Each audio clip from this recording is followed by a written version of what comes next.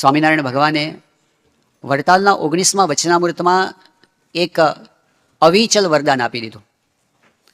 ભગવાને એવી વાત કરી કે આ જીવને જ્યારે ભરતખંડમાં મનુષ્યનો દેહ આવે છે ત્યારે ભગવાનના અવતાર કાં ભગવાનના સાધુ જરૂર પૃથ્વી ઉપર વિચરતા હોય. એની જ્યારે ઓળખાણ થાય ત્યારે એ ભગવાનનો ભક્ત થાય છે. જો વિચાર કરીએ તો એક વચનમાં ભગવાને આપણને ન્યાલ કરી દીધા, આપણને સનાથ કરી દીધા. આ પૃથ્વી હવે પછી ક્યારેય વાંઝણી નહીં રહે એવું એમણે વરદાન આપી દીધું કે જ્યારે પણ કોઈ પણ આ વચનામૃત તો કાયમ રહેવાનું છે ને.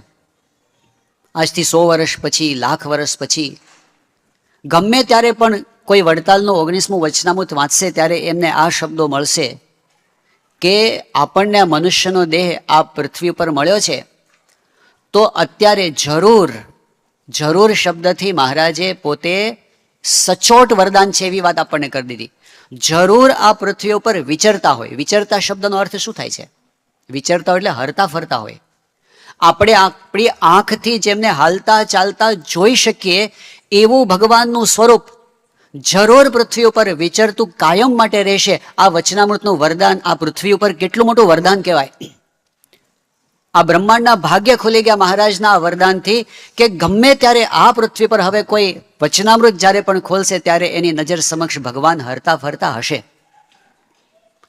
વાત બાકી રહે છે ઓળખાણની.